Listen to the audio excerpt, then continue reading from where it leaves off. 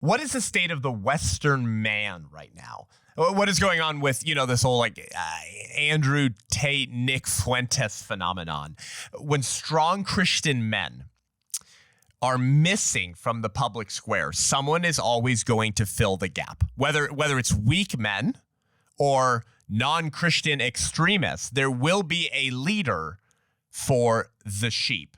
Shane Winnings, chairman and CEO of Promise Keepers, joins me today to discuss why conservative young men are flocking towards Tate and Fuentes and how conservatives have failed to uphold masculinity. The West is now paying the price for championing feminism. Guys, give us a rating and review. Help us reach more people. You guys really have been responding. I really appreciate it. If you have been listening to the show for a few weeks or months and you haven't given the show a rating and review, it helps us so much. Go to the iTunes Purple Podcast app. Go to the Seth Gruber Show, hit 5 stars, write in a positive review, a question, something you like about the show, what it's meant to you, something like that.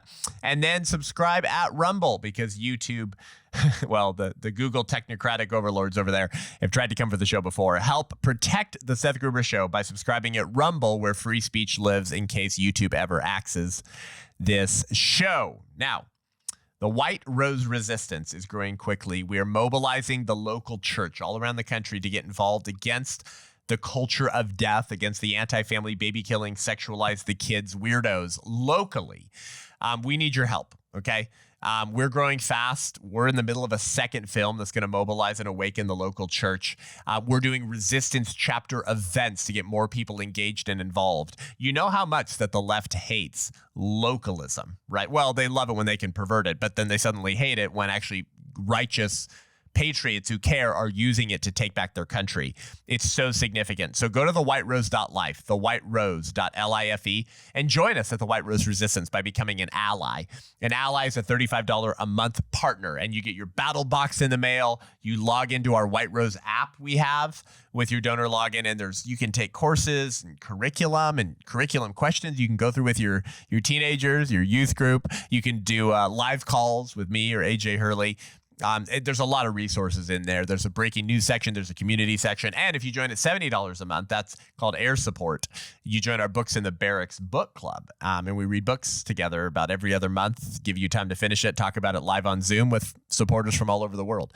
So we need your help. Go to thewhiterose.life and join us as we awaken the local church to tear down our death cult idols in America and give God a reason to show America mercy. Let's get into it. This is the Seth Gruber Show.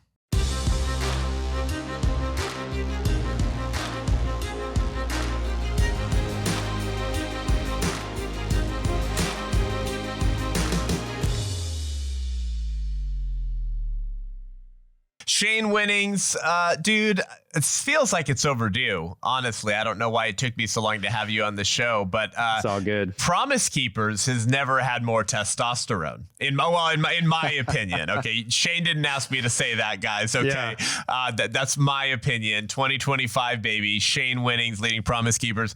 It's a good thing, and I saw.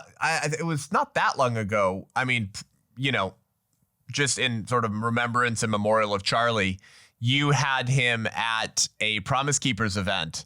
That's right. And the New York Times lost their ever-loving sex cult globalist minds. Yes. And basically it was like, you're QAnon, you're a Christian nationalist, you're a racist. And I'm like, man, anyone that the New York Times is saying that about, I got to get to know that guy, man. I got to become friends with that guy. So you're in the middle of a campus tour. You're doing so much, brother.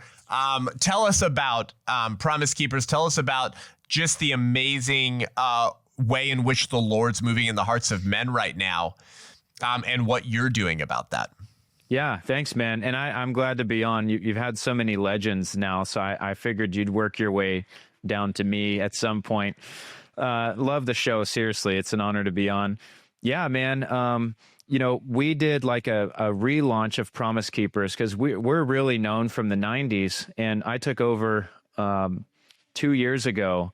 And I'm like, okay, we have a new identity, same mission. Our mission is to reach the men of America. Really, our mission is strengthening the American family by equipping men to be better fathers, husbands, and citizens. And we know that only happens through Christ. And so we did this kind of relaunch arena event in Tulsa at Oral Roberts, and Charlie spoke. Very contentious. I mean, so many pastors didn't want to be involved or send their guys because of Charlie. And I'm like, you guys are weak. You guys are cowards. And they would tell me, we don't disagree with what he says. We just don't. And I'm like, what is this? So anyways, the New York Times came. They sat through the whole day and a half conference. And then the article that they wrote, I swear it was already pre-written, because the things that they said, comparing me to a racist, even though, our whole band was basically all black guys. John Amanchukwu spoke. We had so many other speakers. So even from like an optics standpoint, we checked every box, and they still came after us for being right wing and, tried to turn it political. And honestly, I wear that and the Christian nationalists and all that. That's a badge of honor. I appreciate that. And so, what we're doing today is we're taking that message to college campuses around the nation. We're on a full, 20 plus campus tour this semester. We're booking for next semester. And it's like, dude, let's save America from cultural Marxism. And the root of our movement is Jesus Christ. And just like James says, our faith will be shown by our good works, and we believe that we contend for Christ in the public square. So I'm really trying to radicalize these students to like go be bold, courageous Christians instead of secret agent Christians, which, just isn't cutting it anymore. Shane, I have done a little bit of research on cultural Marxism, its roots, its praxis, its beliefs, its implementation, its history, etc. But the Wikipedia told me that there's no such thing as cultural Marxism. Oh. That it's just. We better back it up then. Yeah, just like there's no such thing as critical race theory. Right. No one's teaching critical race theory. There's no cultural Marxism, and that was from Wikipedia, which I'm sure we can take their word for it.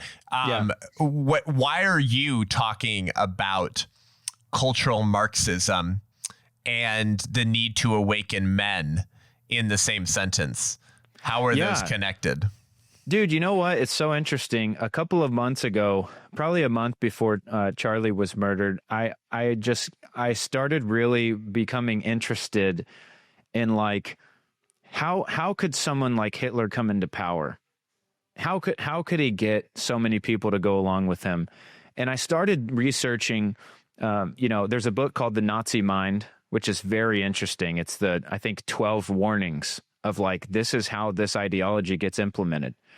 Very fascinating. And then I was also reading a book about the decline of civilizations and how different empires fell apart and what caused it. And like the underlying theme was Marxism. And then I also read The Naked Communist.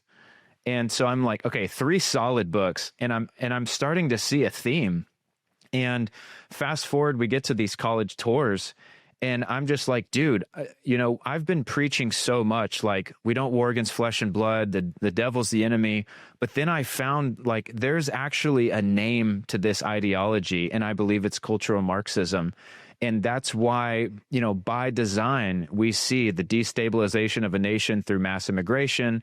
We see the corruption and moral decay through degenerate art and music, the perversion of feminism, making masculinity toxic, abandoning nationalism, like all of these things coming together. And it just kind of struck me like, dude, I think this is the enemy that we're up against. And it's not coming to America. It's already here. And we need to eradicate it entirely. And what I've noticed is, bro, since I put a name to it, people are like getting fired up and they want to push back because they're not fighting the devil. Like, they have an actual proven historical movement that is meant to destabilize a nation, and they're ready to fight. So like these college kids, and when I say fight, I mean like, fight by going out and getting married and like raising a family in the ways of God, because that is the number one combatant that opposes Marxism. And so it's like we fight by living for Christ out loud. That's our fight. Yep. Yeah. Well, I think a lot of people post 2020 are looking for titles and clarity to give language to what they feel and what they're seeing. Yeah. And as soon as you identify something like that, it's interesting how much the left-wing media, the leftist, sexual revolutionary types lose their mind. Oh, they're freaking out, dude. It's interesting. When I'm opening speeches quoting Stalin, and they're losing it, man. yeah, that's right. Yeah, in fact, I was impressed. Well, I guess I shouldn't be. I was impressed, but not surprised, because you're a baller. In how you opened with a very little known quote from Stalin in a recent talk you gave to college students. I haven't memorized as well, but why don't you share it with people, because this is the perfect example of Marxists saying the quiet part out loud, saying exactly what their true goals are, and it almost always has something to do with the family, doesn't it? Yes. And bro, when I read this quote, that's when the light bulb went off for me. Oh, this is, I'm a former Army officer. I love knowing tactics and plans. And so it's like we get to see the enemy's playbook against us. And I'm like, dude, then I need to attack this. So let me read it first. It says, America is like a healthy body, and its resistance is threefold. It's patriotism, its morality, and its spiritual life. If we can undermine these three areas, America will collapse from within. Joseph Stalin. So I'm like, holy crap, we need to go after spiritual life, morality, and patriotism, so we don't collapse and aren't easily conquered. Yep. And that really covers the entire, I guess, culture war as we see it today. It's spiritual life. So there's no God. You're just complex fluid mechanisms, secular materialism. So, whatever feels good, do it. You got more fluids flowing and it feels good. Go have sex with anything, because there's no sexual mores or taboos or overarching meta narrative or objective standards that you're beholden to. And anyone who believes in a sky daddy who loves you sitting up in the clouds is an idiot. Don't you know science has replaced God? Patriotism, you should hate your country, actually. 1619 Project. Yeah, that's our real birthday, 1619, not 1776. There's no reason to love your country. All the founding forefathers were bigots, rapists, chauvinists, or slave owners, and you should be glad that we're importing foreign nationals. And morality. Hey, who are you to tell the throuple who just rented a poor woman's uterus and are raising their kids to say they have three daddies? Who are you to say that's wrong? And so, of course, with the redefinition of the family comes an absolute inversion of the moral order. I mean, that Stalin quote perfectly explains literally everything. And yet, Shane, I have to ask you this, okay? This little pervert, what's his name? Oh yeah, Nick Fuentes. Who's talked about how funny it is that Hunter Biden had sex with his niece, who openly says Hitler and Stalin were awesome. Said that's what Nick Fuentes just said on Tucker Carlson's show. He said, I'm a big fan of Stalin, really like him. Yeah, I was waiting for him to give some context. He never did. He never did. He's like, we'll return to that, but I'm a big fan. This guy is a guy who jokes about like women wanting him to rape them. And he jokes about children being hotter than adults. So to me, that just means you're a pervert. But where do you see the state of the Western man? Because I'm seeing this like strange fascination and following of people like Nick Fuentes and Andrew Tate. And they're the young men following those two individuals, Shane, they're not leftists. But whatever they are, I'm not down with it. And then, of course, you've got just the porn addicted, video game addicted, obese, useless men who do anything they can to feed their libido and their addictive appetites. There's got to be a middle here. But why do you think we're seeing I don't know. I can't call them conservatives, but why do you think we're seeing non-leftist young men like far right? Be so fascinated by Nick Fuentes and Andrew Tate. Basically, what's the state of the Western man right now? Man, you know what? They're looking for leadership, I think. First of all, they're looking for someone who's strong, who is saying things that they appreciate. And I'll tell you, here's the thing, and I've said this about Andrew Tate before, and I'll say the same about Nick Fuentes. The problem is that they say things that are true. They say things that are good at times, that are right, that are noble. But this other stuff that's mixed in is like extremely problematic. And so it almost becomes impossible to like chew the meat and spit out the bones, even though that's what we should be able to do. Their message is so tainted by some of the wild things that they say, wildly inappropriate, just vulgar. But the people are saying, man, there's nobody. I read comments on this guy's Rumble and on other videos because I'm like, here's what's out there. Here's what we're up against. And people are saying nobody else is saying some of the stuff that they're saying. And so it's like these people are willing to take the bad with the good. And the bad can be really, really bad, some of the stuff that you alluded to. So I think it should speak to us as men to be like, dude, I have to be shouting louder than these guys. And that's why part of this college tour, the motivation is like, don't listen to these guys just because they say some good things. Like, take the good from that if you will, but like become who Christ paid for you to be, because the Christian man does not hold views like that, that look down upon other people based on race or based on religion. I mean, we'd be fools to say we don't live in a world where we stereotype others, or we absolutely do. I learned that in the police academy. Like stereotyping is a way to like prevent yourself from, getting hurt or going into a bad situation. But some of these guys, their message, it takes it so to the extreme that it legitimately comes off as racist. It comes off as all the things that we are against as Christians. And so I think to kind of put a bow on this, like, we have to be the men to step up and fill the gap, because they're upset with the current administration. They feel like, things are being overlooked, questions aren't being answered, and they have nobody to look to. And so the people that are shouting the loudest are getting the attention. And, Tate, Dan Bilzerian, Nick Fuentes, like these are some of the guys. And so I'm doing my part to try to, as you are, to try to say, hey, follow me as I follow Christ. Like truly, Yeah, amen. Guys, you're not going to want to miss Life or Death Con. Watch this. The problem is way less the gay communists and the butch feminists majoring in lesbian dance theory who want to throw you into gulags until you say abortion's healthcare. That's not really the main problem.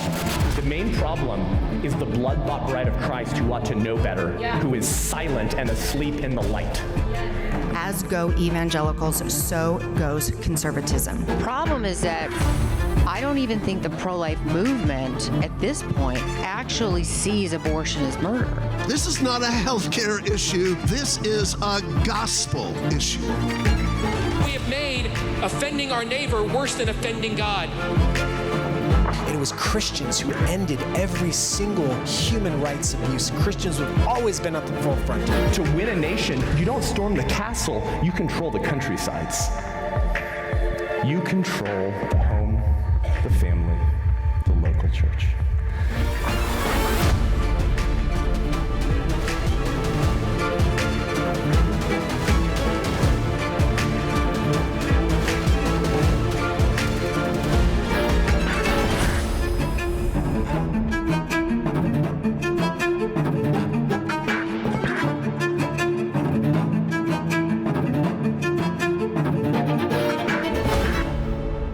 So mark your calendars to join our second annual Life or Death Con in Washington, D.C. on January 22nd, 2026 in the nation's capital. You know you want to come. It's a one-day charge to awaken, equip, and send out believers who are ready to make a real difference in the culture. Join me and, Steve Deace, Abby Johnson, Megan Basham, Dr. George Grant, AJ Hurley, Nolene Cedra, and more. Then the very next day, march shoulder to shoulder with the White Rose Resistance Army at the March for Life on January 23rd in Washington, D.C. Now is the time to get involved in the culture war. There's this like new excitement to fight evil.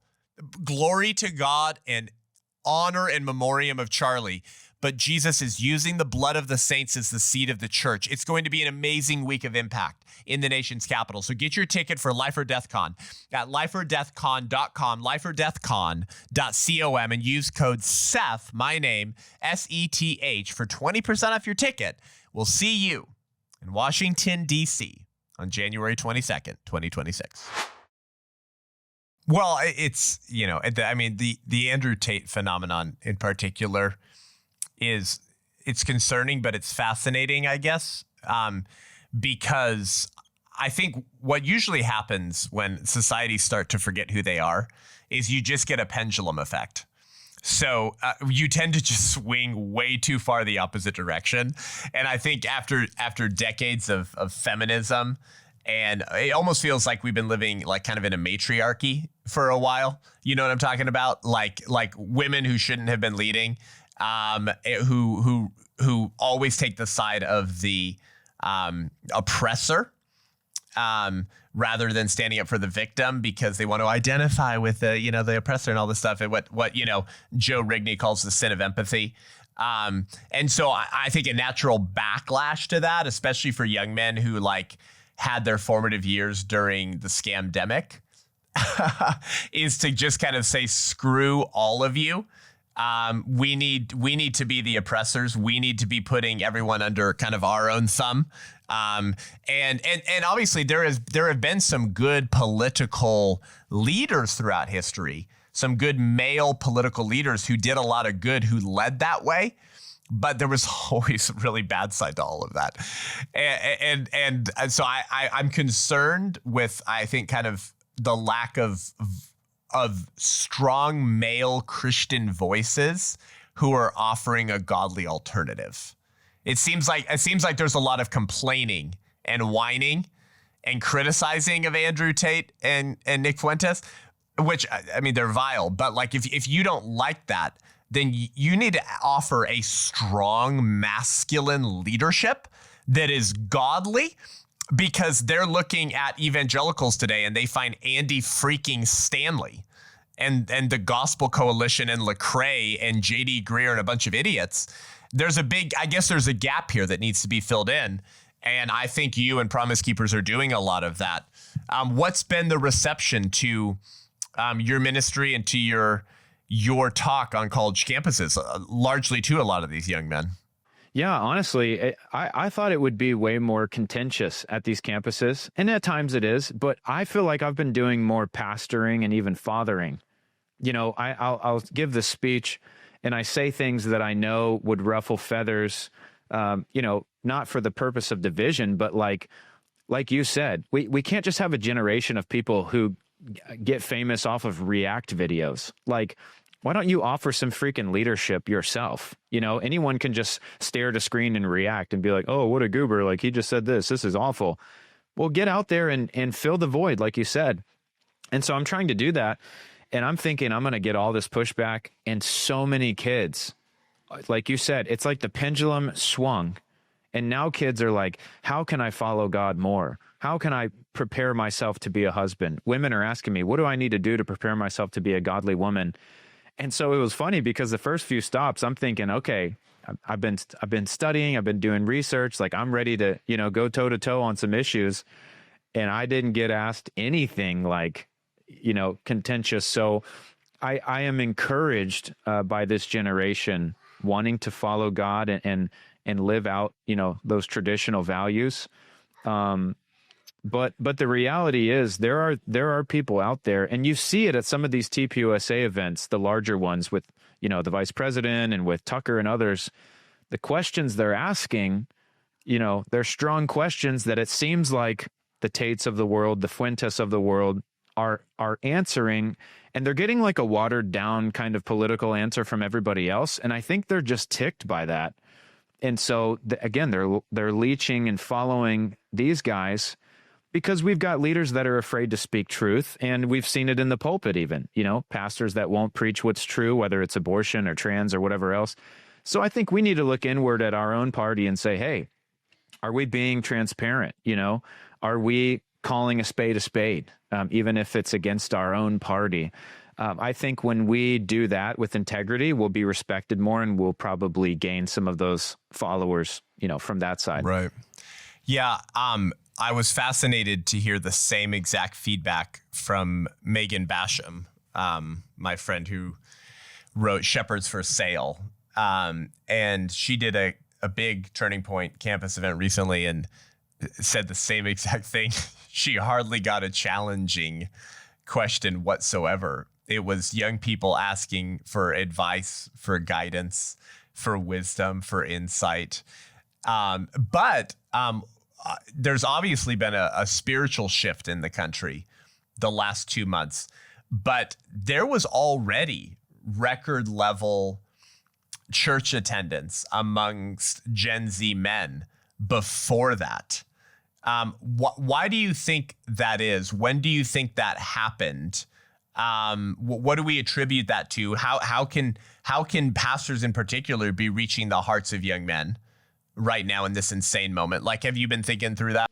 Yeah, a little bit. And I have seen it's been this kind of upward trajectory. And, I think we had a series of events, Roe v. Wade being overturned. That was a very big moment for the country, even if a lot of pastors overlooked it. That started causing, so I think it really all started with, the scamdemic, as you said. People started waking up to that. And then, we get to where we are. We have the election with Trump and that, attempted assassination. I think that caused a lot of people to get a little more fired up. And then he's saying, we're going to go back to the golden age. We're going to restore, American values. And he's talking about God and Christ. And so then, we saw that large block of Gen Z male voters come over who, were now leading in church attendance. And so they're looking at this leader. People want a leader, and he's talking about God. And so they're thinking, I need God. And so, and then we, I want to say this too. The Bible talks about there's people who, sow, there's people who water, but God provides the increase. I think much of this has to do with pastors around the country who have been faithfully plowing, evangelists and ministers who have been faithfully plowing, and they didn't see fruit. And then all of a sudden, these crazy events in the nation happened, really culminating with Charlie's assassination. And I've had so many people at my events say, I just got saved 2 months ago. I saw Charlie get killed. I knew I needed God right away. I knew that his life was what I needed to be living out. Help me do that. That's the feedback I'm getting on college campuses. And so I say that to say, there was this upward trajectory. Bible sales were already up. Everything was up. And then Charlie's assassination, it was like a catalyst. And it was almost like in an instant, millions of people, God brought the increase because they truly saw evil from multiple angles in high definition, and they could not look away. And they knew, this is so evil, I need God. So I'm encouraged, bro. And it just, the Lord is funny like that, how through one man's death, his name can be glorified. He doesn't waste anything. And so I'm so grateful. I hate that our friend was killed, but man, knowing what happened on the back end, he's in paradise right now, and millions of people will be joining him one day because of the life he lived. And so I'm just so encouraged by it. Yeah, it's people have called it the Charlie Kirk effect. And it's pretty, wow, to have a cultural effect be named after you is a pretty powerful thing. I'm sure people are already starting to write the first books about all this. I'm sure we'll have multiple biographies about Charlie in the next 10 years. And I'm sure sociologists, theologians, pastors, and historians will be studying the ripple effects from this for the next few decades. I was thinking about this line that one of the apostles says about Jesus in the New Testament, right? What does it say? If everything Jesus said and did was written down, it would fill all the books in the world. And looking at the spiritual and cultural impact and effect from Charlie's martyrdom, that I felt the same thing. I thought if everything If every impact from Charlie's martyrdom was written down, it would fill all the books in the world. And it hasn't even been 2 months. And I just thinking about that, because even in small town Midwest where I am right now, we did a Charlie Kirk prayer vigil, Shane, and we had maybe 300-400 people there. And I said something like, unless the church flatulent becomes the church militant, it will become the church irrelevant. And apparently that following Sunday, I was speaking somewhere and my wife texted me and said a pastor of a nearby local church just dropped by our home church on a Sunday morning and repented in front of our entire church for being a coward and said, I will no longer be the flatulent pastor. Quoting my little 10-minute talk from the vigil the week before. I never even met this pastor. He just came to our home church and repented in front of the whole congregation and said he was and that's one tiny little story, right? And there's been so many things like that just in the small town Midwest. And you think about what's that impact been like on a global scale? How many little stories are there like that? Of a whole congregation's DNA being changed because the pastor repented, or so-and-so lesbian dance theory major at UC Berkeley repenting and meeting Jesus, or so-and-so elderly grandma who was one of the, Woodstock gals finally repenting and becoming a Christian. Like, how many little stories are there like that because of Charlie? And I don't think we'll ever know till glory. No. And but dude, what a moment to be like, alive. Yeah, what a time, man. I felt like I was on fire before. And when that happened and I saw that video, dude, it was like a fire in my bones, man. And a conviction, a callousing of like my beliefs of like, oh yeah, I really believe what I believe. And I know that I do. And I'm ready to like storm hell with a bucket of water, like that's how I feel. So what does cultural Marxism try to do? And how are we seeing it in America right now? What are you sharing on college campuses in this incredible spiritual, energetic season that we're in? Why did you choose to highlight that as a threat? What do people need to know about it? Yeah, good question. Like I said, I kind of stumbled across it through some books I was reading and then that quote from Stalin. And I was like, man, someone's got to talk about this. And I'm like, I guess I should. I'm on this college tour already. I was just going to talk about how to, raise up godly men and talk about some issues. But again, when I found that this is a systematic thing, I'm like, let's take this down piece by piece. And some of the things that it brings into a nation, degenerate art and music. We see that. I talk about Taylor Swift. She's got a whole song on her new album devoted to male genitalia. Like, it's disgusting. Lovely. Yeah, not worth commenting on. And the Chiefs are sucking this year, so I don't know if those correlate. But oh my God! Actually, Shane, you're saying something more profound than you might even realize. One of the chief markers of decadent Rome at its end. Near its end, because Rome didn't really fall, right? It's not like someone took over. It just kind of went into obscurity. It kind of killed itself. And one of the chief markers of the late ancient Roman Empire at its end was a fascination with genitals. There was a phallus cult. People would have entire artwork and statues in the more opulent homes, and this was sort of just obsession with genitals, and this the decadence in the art and kind of like deadness in the arts, and nothing creative. Ugliness being masqueraded as originality. These were some of the so to your point, actually what you're saying is historically like that's wild. I didn't know true. That. Yeah. Well, I look at that. So degenerate art and music, really the perversion of feminism, which I think has done far more harm than we realize. Wait, are you saying like there's a good form of feminism? Yeah, no. Feminism, the healthy form of feminism is like, hey, be feminine. Don't try to be manly. That's it. I remember being a kid and there was a Gatorade commercial and it was showing all these women athletes and the song behind them was like, anything you can do, I can do better.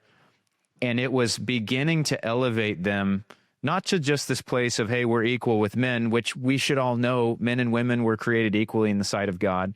But, we're not equal in terms of a WNBA player and an NBA player. Like, get out of here. That's ridiculous. But it elevated them to a point where it's like, well, I'm better than you. And then 25 years later, it's like, hey, I don't even need you. I can do this on my own. And men at large have stepped back. And I've done some man on the street stuff and I'm talking to guys. They're afraid to approach women because they get belittled by them. They get called a creep. They have unrealistic expectations, or they're simply not interested because they've bought into the CEO boss babe lie. And these women get to be in their late 30s, 40s. All the good guys are taken. They realize they've wasted their life on a career that isn't fulfilling because they're not living out their, God-given roles as wives and mothers. And so I think that has really done a number on, our nation. And then you get into the whole mass immigration thing. That's by design. I know in the Roman Empire, they started to, bring in these barbaric people groups, and it just completely destabilized the nation. And when you couple that with a loss of nationalism and multiculturalism, we don't have an identity as a nation. Like if we keep going 20 years from now, maybe less, we'll be America in name only. We'll be unrecognizable. So I'm like, we need to go back, not forward. You've done a lot of talks and stuff on this. I'd be interested to hear some of your takes. Yeah, well, we'll have to do a special on your YouTube channel someday, I guess. Go. But all the cultural Marxists had really weird sex stuff going on, and a lot of it gets birthed out of the Frankfurt School, which kind of was the archetypal academic manifestation of Antonio Gramsci's writings.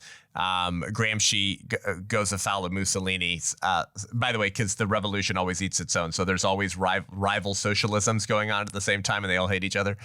And so Gramsci spends the rest of his life in prison, and he reads and writes voluminously. And his prison letters form the basis of most of the cultural Marxists, the critical theorists, that established the Frankfurt School in Frankfurt, Germany. The critical theory as a larger discipline over like critical race theory, they defined it as the ruthless criticism of all that exists. So whatever's right and good and true, that's the byproduct of Christendom. We should ruthlessly criticize everything, right? But many of them are German Jews, Shane, so they end up having to flee Hitler, and so they end up moving the Frankfurt School to Columbia University in New York City, which I believe is where Hillary Clinton went, Columbia, I believe, and then they become the fathers of the radical hippie movement and the radical yippie movement. And later they become tenured professors at American University. So there you go, right? And Herbert Marcuse, who was one of the fathers of the free love movement, along with Wilhelm Reich in California. Herbert Marcuse was one of the many disciples who went through the Frankfurt School. And he probably put it best in describing how we change cultures and giving layman's expression to cultural Marxism. And he said the way back into the garden is to take another bite of the fruit of the tree of the knowledge of good and evil. In other words, commit the original sin again, defy God again, and that will be the way back into utopia. And so, of course, those tip of the spear cultural issues are always going to be the Genesis 1 through 3 issues. Of course, that's not a historical or cultural observation. That's a theological and spiritual observation.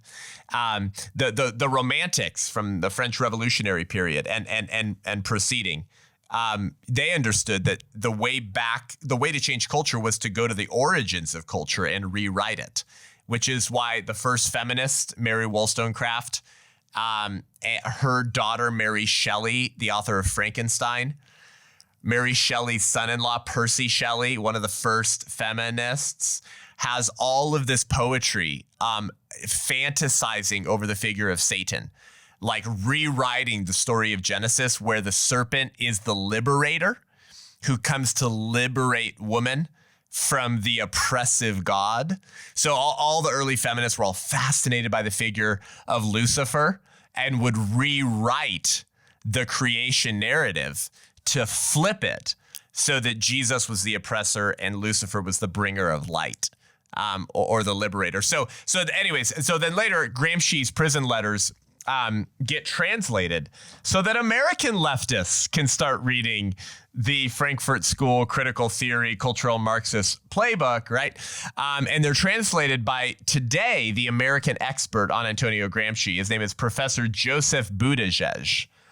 In a 3-part volume where Gramsci's writings are translated into English. Well, later, Professor Joseph Buttigieg had a son named Pete Buttigieg. So yeah, the children of cultural Marxists are usually sodomites and sex weirdos. So there you go. There's the elevator pitch. But dude, that was solid. And it's like, that's what they promise. They promise you'll be free when it's more bondage.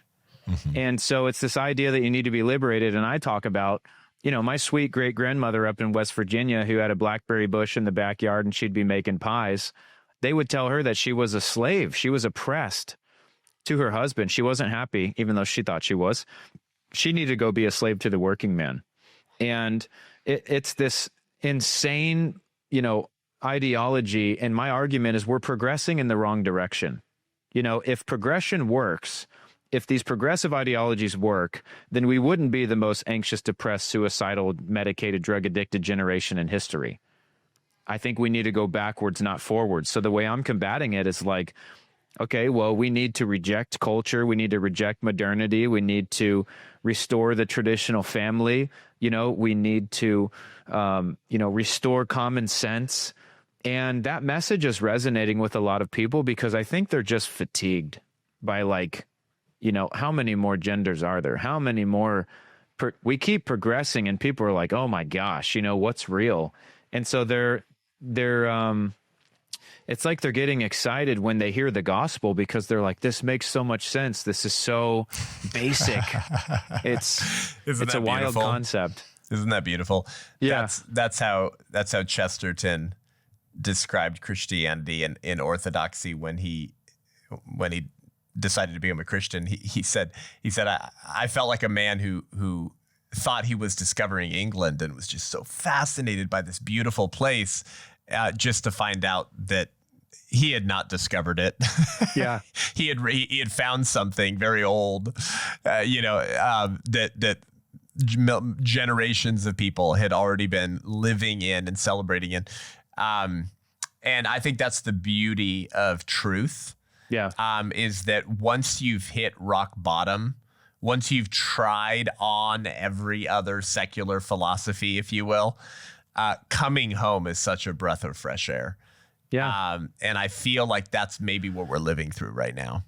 I think so. And I hope so, man, because, I did this kind of social experiment. I was just at Ohio State. I think I sent you the video, but I was doing this puppy petition thing where I went up to people with a clipboard and I said, hey, the pound is overrun and they're aborting these puppies. Can we sign this petition to stop puppy abortion? And they're like, oh my gosh, I didn't even know that was a thing. Yeah.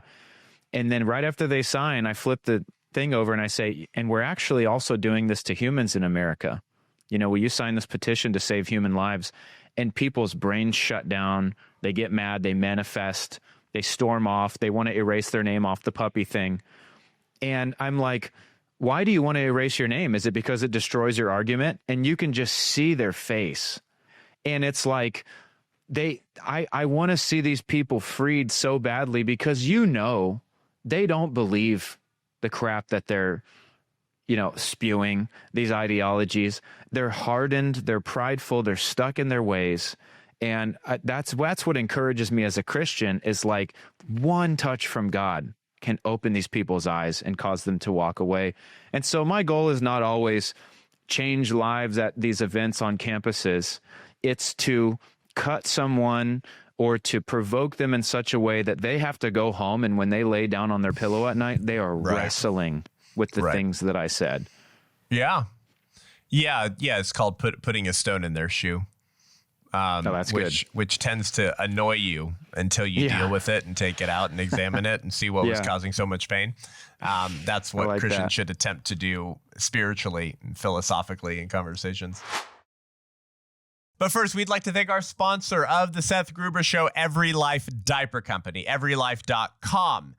You remember our incredible conversation recently with Sarah Gable Seifert, the founder and CEO of Every Life. They have been our sponsor for many, many months now, and they are taking a significant market share away from the major diaper companies. Well, that's not very nice. Why would they do that? Because almost every major diaper company in America is pro-abortion, and most of them showed their true colors after the overturning of Roe versus Wade. They were mourning that moms couldn't kill their babies. Some of them literally paid their female employees to travel to Democrat-run states where abortion was legal through point of birth to kill their children.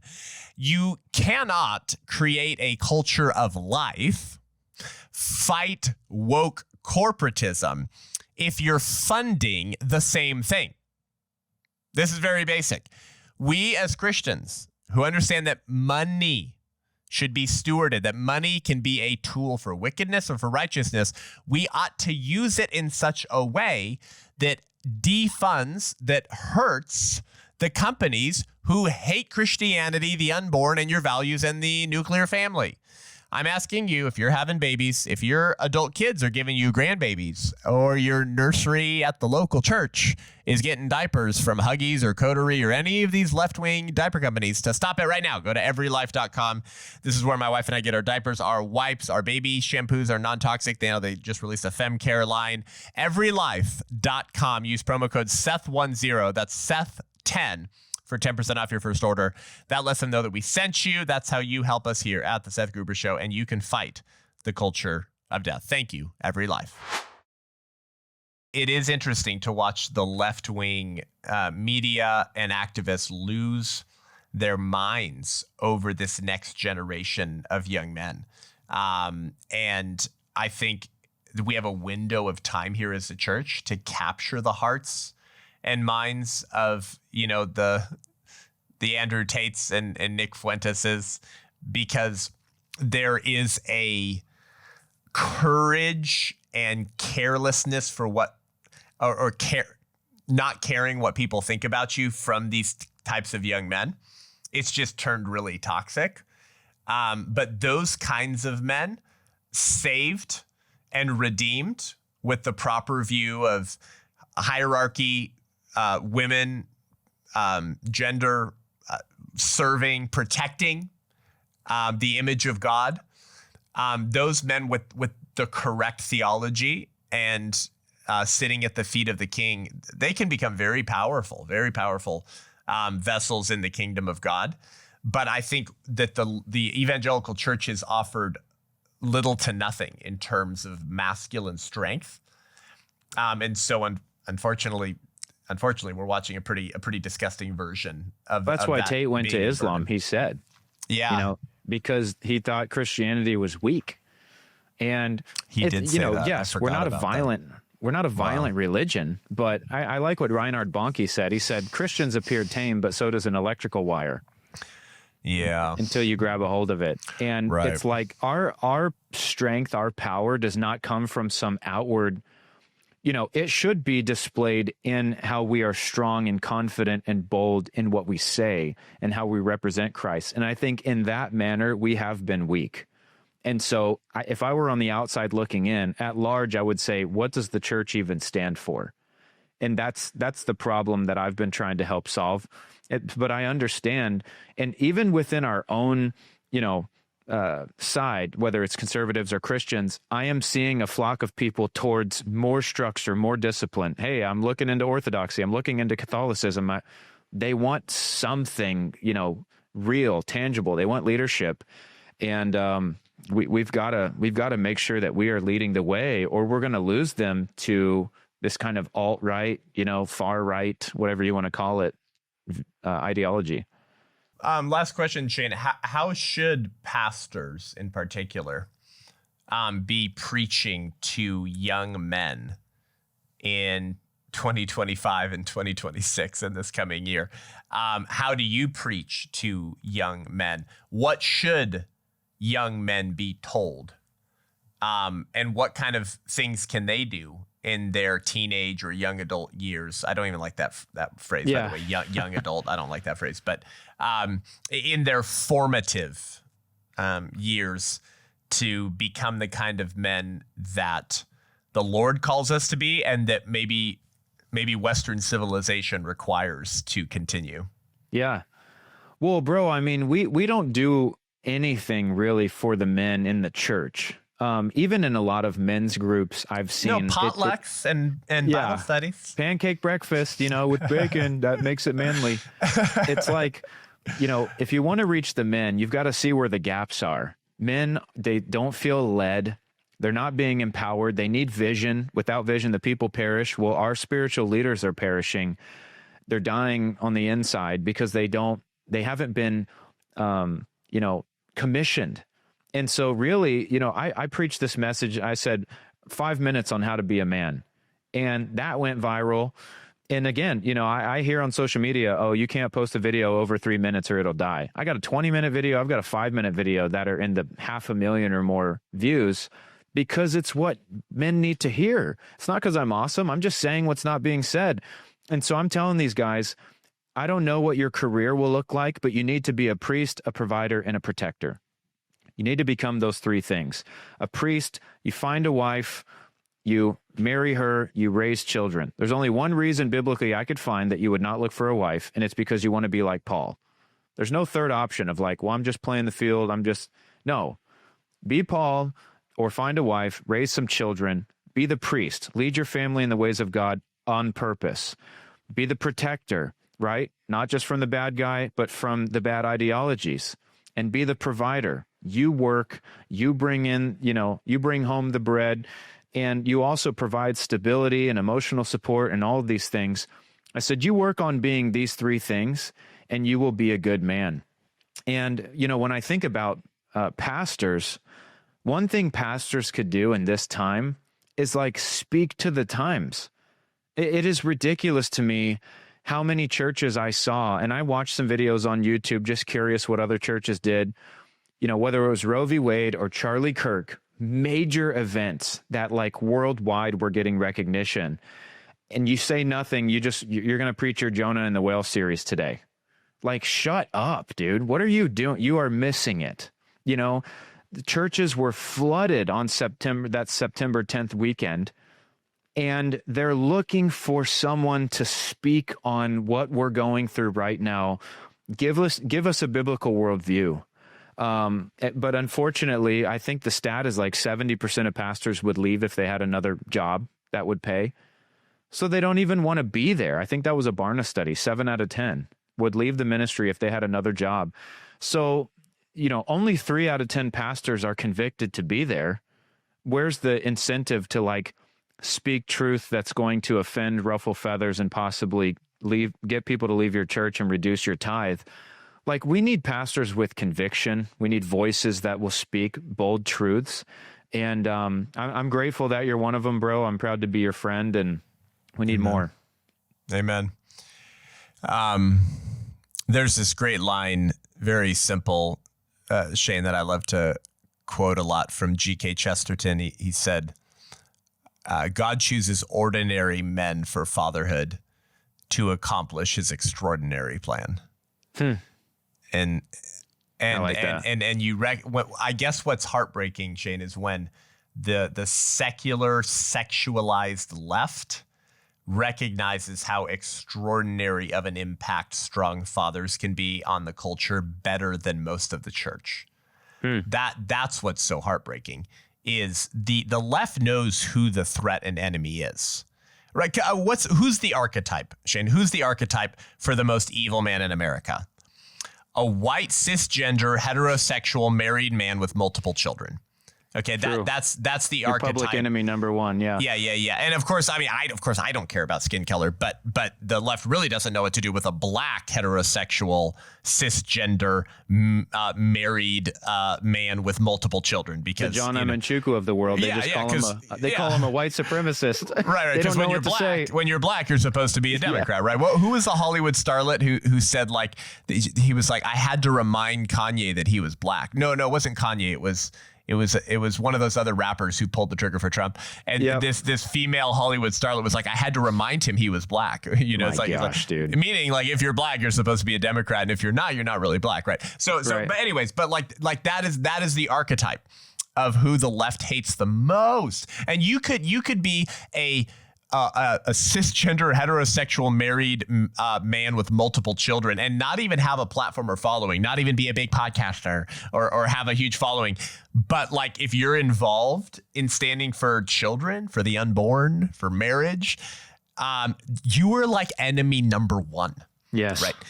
Oh, for Christians and pastors who believed in the threat and strength of those kinds of men against the liberal sexualized order, as much as the left understands that. It is one of the indictments of our times and of the local church that the left has correctly identified how strong those individuals can be, better than the local pastor.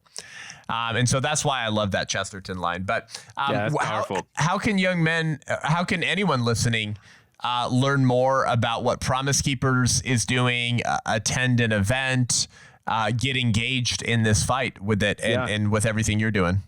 Yeah, well, you've got an app. Just search Promise Keepers or go to promisekeepers.org or follow us on social media. We're really active on Instagram and Facebook. And from there, they can, see our schedule. We've got a weekly Zoom on Wednesday nights that meets with guys from around the world who are just trying to get activated. Like you said, I want to build an army of men who they don't want to fight with weapons. They want to fight by saying, we're all getting married. We're all leading our family in the ways of God. And people can pump crazy ideologies into our country, but it's going to stop at my front door. And if enough guys do that, we will have a different nation. Yeah. Amen.